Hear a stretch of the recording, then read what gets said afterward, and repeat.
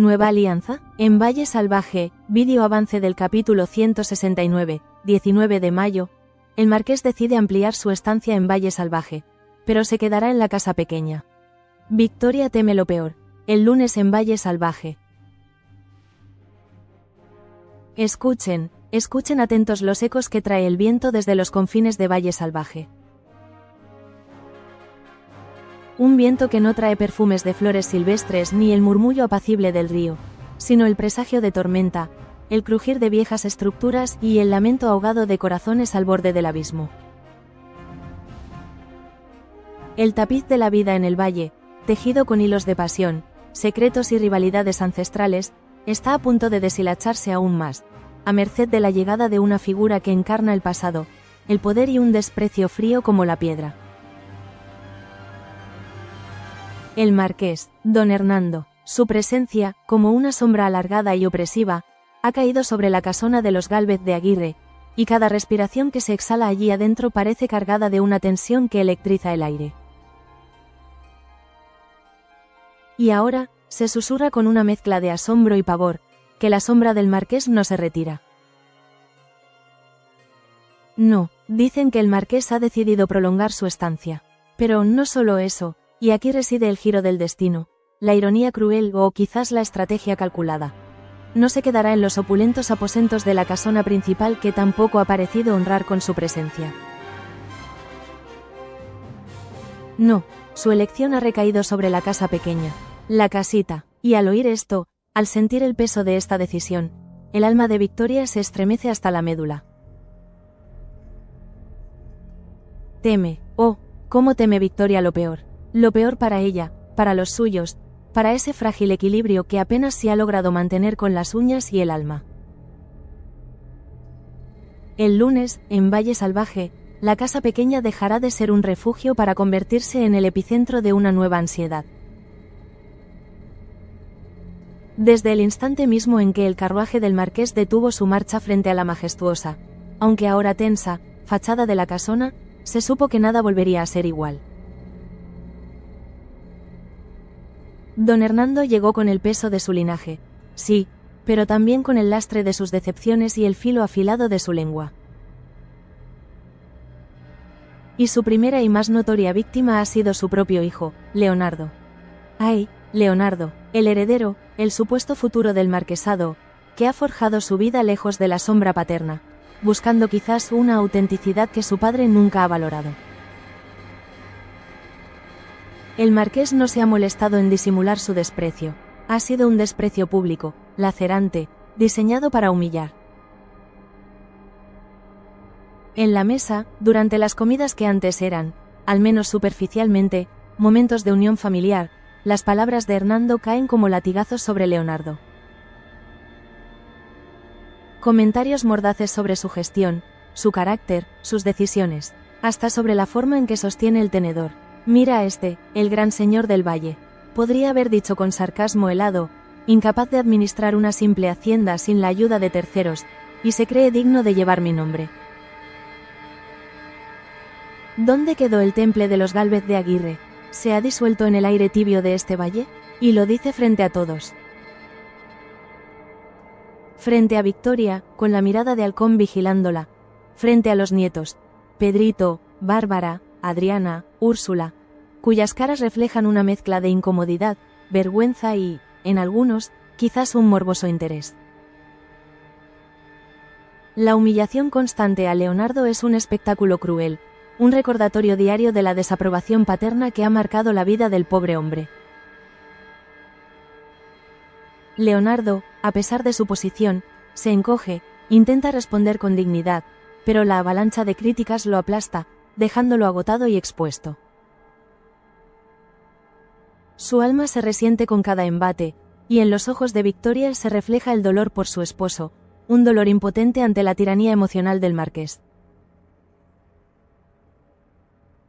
Pero, como suele ocurrir en las grandes sagas familiares, el veneno de don Hernando no se limita a una única víctima.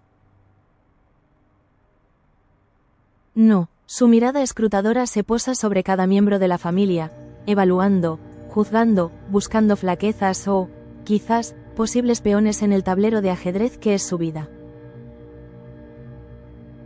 Y desde el primer momento, su mirada encontró a Victoria, la mujer que, a sus ojos, sedujo y rebajó a su hijo, la matriarca de esta rama de la familia que él parece considerar una desviación indigna del linaje principal.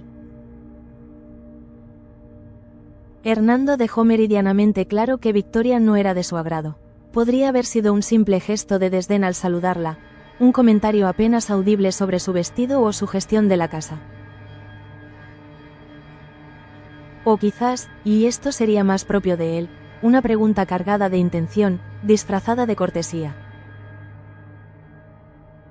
¿Así que usted es la señora que ha mantenido este hogar? Interesante, mi hijo me ha contado algunas cosas. Cada palabra, cada mirada, transmitía un juicio implícito, una desconfianza arraigada que no se basaba en hechos recientes, sino en un prejuicio forjado a lo largo de años de distancia y, posiblemente, de rumores malintencionados. Victoria, con la entereza que la caracteriza, intentó mantener la calma, responder con aplomo, pero sentía la perforante mirada del marqués hurgando en lo más profundo de su ser, buscando debilidades, buscando la razón de su influencia sobre Leonardo. Esta impresión inicial, negativa y cimentada en un juicio rápido y severo, no hizo más que reforzarse cuando don Hernando conoció a Mercedes. Mercedes, la prima, la pariente caída en desgracia, apartada discretamente de la vida social de la familia, relegada a una existencia casi invisible en los márgenes de la casona. Una mujer marcada por su historia, por decisiones pasadas, por el estigma social que la casona, en su implacable moralidad, le ha impuesto. Don Hernando, con su agudeza para detectar las fisuras en el tejido social, no tardó en darse cuenta de la situación de Mercedes. Quizás la vio sentada sola, o escuchó algún comentario velado sobre ella, o simplemente percibió el aire de aislamiento que la rodeaba. Intrigado, preguntó, y al conocer su historia, al comprender su posición marginal, algo se activó en la mente del marqués. En Mercedes, vio lo opuesto a Victoria. No la matriarca fuerte y en control aparente, sino la figura vulnerable, la pariente menospreciada. ¿Podría esta mujer, apartada y quizás resentida, ser una herramienta útil? ¿Un contrapunto a la influencia de Victoria? ¿Una fuente de información o, incluso, alguien a quien manipular en su beneficio? El cuentacuentos se pregunta, con la misma curiosidad maliciosa del marqués. ¿Sabrá Mercedes, tras años de ostracismo y dolor silencioso, aprovechar la inesperada e inusual atención que le brinda don Hernando? ¿Será capaz de ver en la mirada del marqués no solo un fugaz interés, sino una oportunidad, peligrosa, sí, pero quizás la única, para recuperar una semblance del lugar que un día ocupó con acento agudo en el corazón, o al menos, en la estructura, de la familia Gálvez de Aguirre? Su corazón, endurecido por la soledad, aún alberga la chispa de la ambición o el simple deseo de reconocimiento. La respuesta, como tantas en este valle, pende de un hilo fino y quebradizo. Mientras la tensión se palpaba en los salones principales y el comedor, otras batallas, no menos feroces, se libraban en los rincones y pasillos de la casona. La rivalidad entre Adriana y Úrsula, ese duelo constante por la atención, por la posición, por el afecto, especialmente el de Rafael, alcanzó un nuevo punto de ebullición. Ya no eran solo miradas furtivas o comentarios envenenados. Esta vez, la confrontación fue abierta, directa, cargada de la furia contenida de Adriana. Tú, siempre tú, debió haber espetado Adriana, con el rostro enrojecido por la rabia y las manos apretadas. Siempre intentando quedarte con lo que es mío, con lo que me pertenece por derecho. Quieres arrebatarme mi sitio en esta familia, quieres que todos me vean como tú me ves, una molestia, un estorbo para tus ambiciones. La acusación era clara, brutal, despojada de cualquier barniz de cortesía familiar. No era una indirecta, era un grito desesperado, y la escena no fue privada. Oh no. Como si el destino quisiera que la humillación fuera completa, la confrontación tuvo testigos. Y no unos testigos cualquiera, sino Bárbara y Pedrito.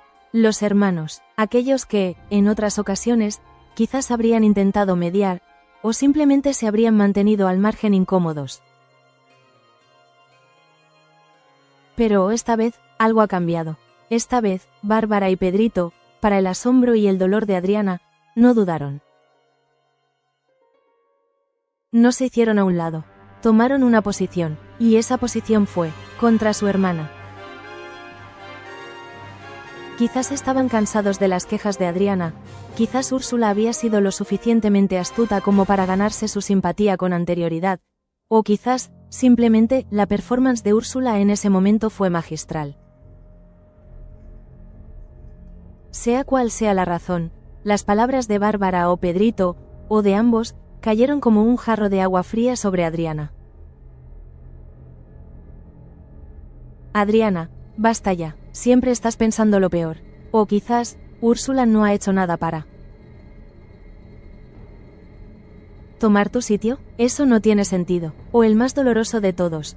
Un simple gesto de desaprobación, una mirada de cansancio que decía más que 1000 palabras, validando implícitamente la inocencia de Úrsula.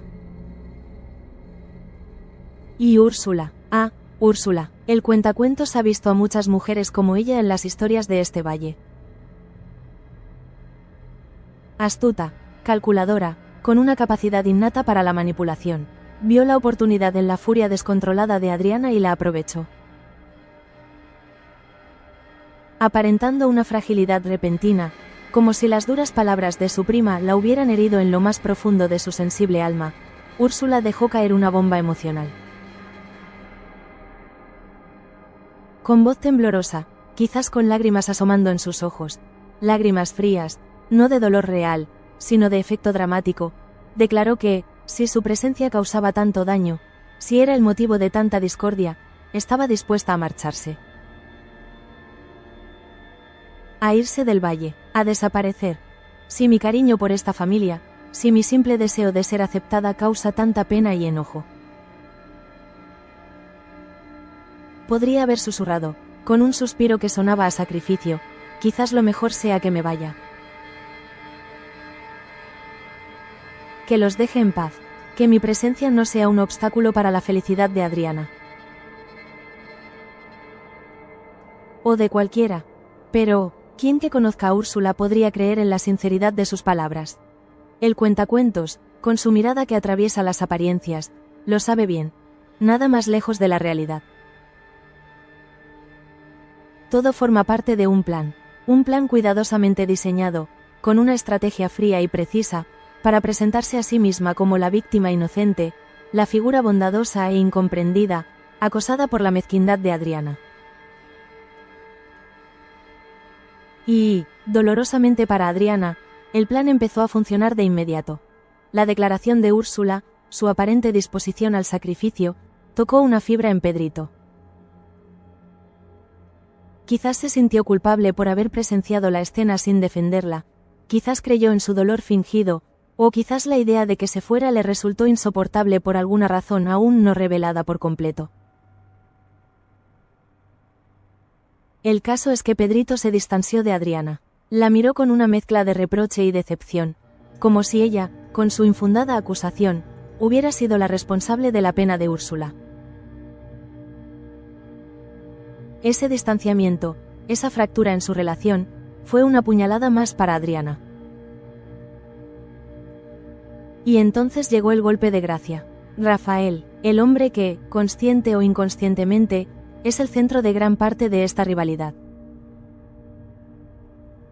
Atraído por el revuelo, o quizás sea presente, Rafael presenció la escena, la fragilidad de Úrsula, la culpa de Adriana, tal como él la interpretó, guiado por la manipulación.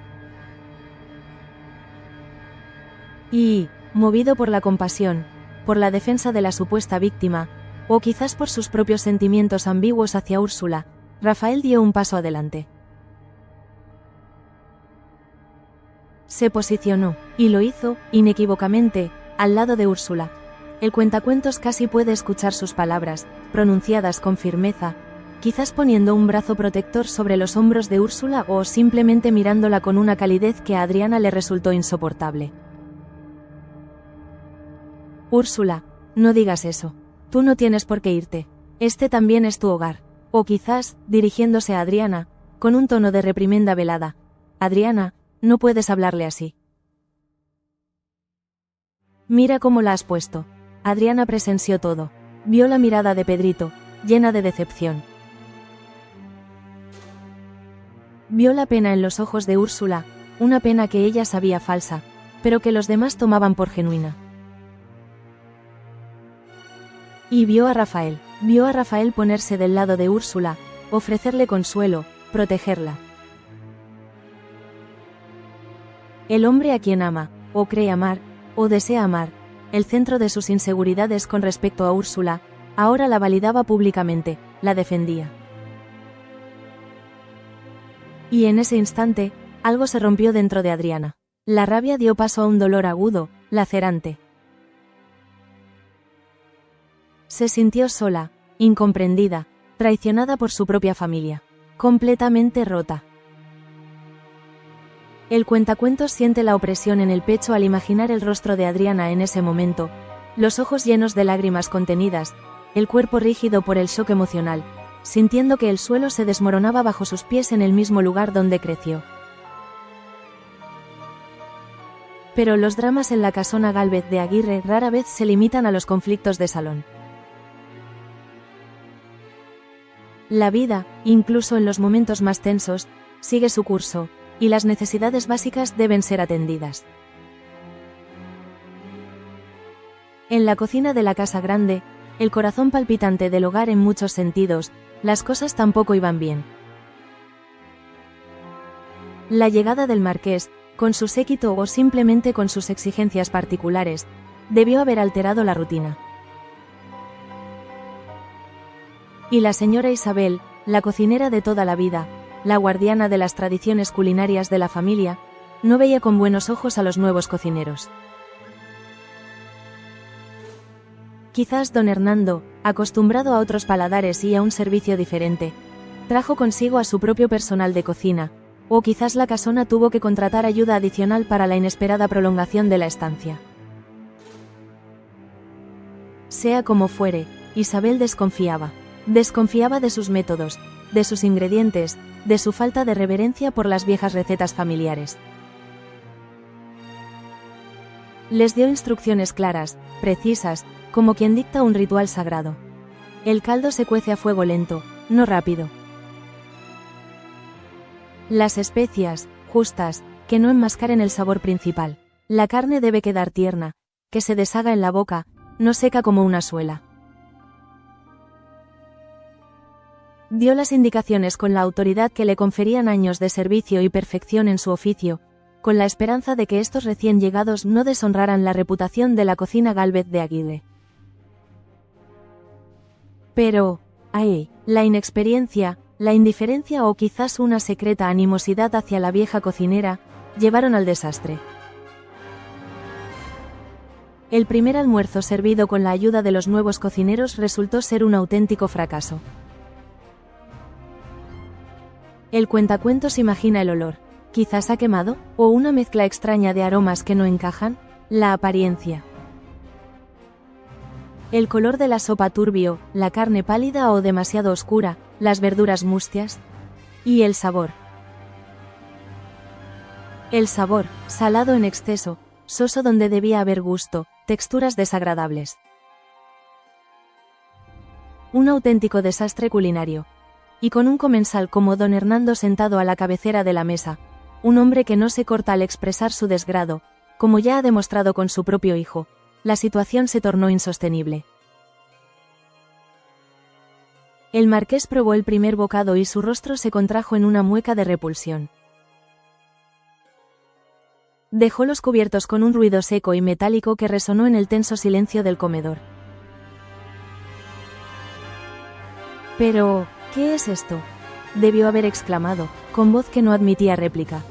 ¿Es esto lo que sirven ustedes por comida? Es incomible. Y quizás añadió, con esa crueldad que lo caracteriza, pensé que al menos la cocina de esta casa estaría a la altura. Pero veo que se ha degradado tanto como otras cosas. La referencia velada, o quizás no tan velada, a Leonardo o a la propia gestión de la casa por parte de Victoria, añadía una capa más de humillación. El ambiente en la mesa se volvió insoportable. Nadie se atrevía a hablar, a mirar, apenas a respirar. Isabel, que probablemente no estaba en la mesa principal pero sabría del desastre, sentiría el sonrojo de la vergüenza y la rabia impotente. Los nuevos cocineros, si estaban presentes o si la noticia llegó a sus oídos, quizás se encogieron de hombros o culparon a las extrañas instrucciones de la vieja.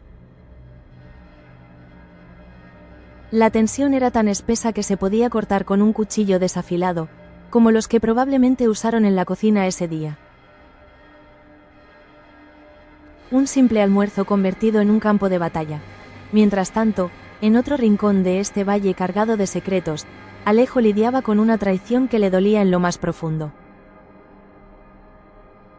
Una traición que venía de donde menos la esperaba, de la persona que consideraba su único aliado, su confidente, su roca en el mar embravecido de su compleja familia, Atanasio. Alejo, que ha vivido buscando respuestas, buscando su lugar, lidiando con la dolorosa verdad de su origen, ha descubierto algo que Atanasio le ocultó. Algo fundamental, la identidad de su madre, Raimunda. Descubrir que Raimunda es su madre sin que Atanasio, el hombre que conocía este secreto y que él consideraba casi un padre, se lo contara, le resultó sencillamente intolerable. ¿Cómo pudo Atanasio, después de haber compartido tanto, de haber estado a su lado en sus momentos más oscuros, ocultarle una verdad tan crucial? El cuentacuentos imagina el momento del enfrentamiento, la voz de Alejo cargada de dolor y reproche. ¿Tú lo sabías? Todo este tiempo, ¿sabías quién era mi madre? Mi madre, Atanasio, y no me dijiste nada. ¿Por qué, después de todo lo que hemos pasado, después de que pensé que eras el único en el que podía confiar ciegamente en este maldito lugar, me ocultas algo así? ¿Cómo pudiste? El cuestionamiento de Alejo no es solo una pregunta, es un lamento, una herida abierta en el vínculo que creía inquebrantable. Se siente traicionado en lo más esencial, en la búsqueda de su propia identidad. La figura de Atanasio, antes un faro, ahora se presenta teñida por la sombra de la mentira, por la omisión que duele casi más que la mentira directa. Alejo no duda en reprochárselo duramente, exigiendo una explicación que quizás Atanasio no pueda dar del todo, atrapado en las complejidades de su propio pasado y sus lealtades divididas. La grieta entre ellos se abre, dolorosa e incierta, y así, con la casona hirviendo de tensiones, humillaciones y secretos a flor de piel, volvemos la mirada hacia el marqués, don Hernando. Un hombre que, a pesar de su rigidez y su crueldad, parece capaz de cierta curiosidad. Durante su estancia, ha observado a su hijo Leonardo, ha notado el cambio en él. Leonardo, el hombre que él considera débil e incapaz, muestra una nueva luz, una firmeza, una pasión que antes no veía. Y ha oído hablar de la razón detrás de esa transformación. Ha oído hablar de una mujer.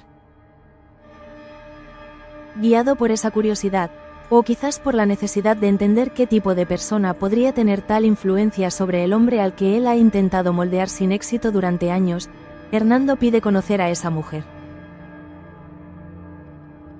La mujer que ha provocado tal transformación en su hijo.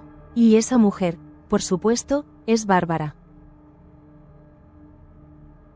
El cuentacuentos se detiene en este momento. El encuentro entre el viejo marqués, curtido en el cinismo y el poder, y la joven Bárbara, con su espíritu independiente, su inteligencia perspicaz y esa fuerza tranquila que la caracteriza. ¿Dónde se encontraron? ¿En un salón formal, bajo la atenta mirada de Victoria?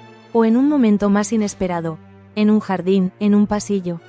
Sea cual sea el escenario, la atmósfera estaría cargada de expectación. Don Hernando la observó, la escuchó hablar. Quizás ella le respondió con honestidad, sin el temor reverencial que otros le mostraban, defendiendo sus ideas, su visión del mundo, su amor por Leonardo, un amor que ha sanado y fortalecido a su hijo. Quizás le habló de su trabajo, de sus sueños, de la realidad del valle vista desde sus propios ojos. Y al encontrarse con Bárbara, algo se activó en él, algo inesperado. No fue amor, no. Hernando es un hombre de otra madera. Pero fue interés, respeto, quizás a regañadientes.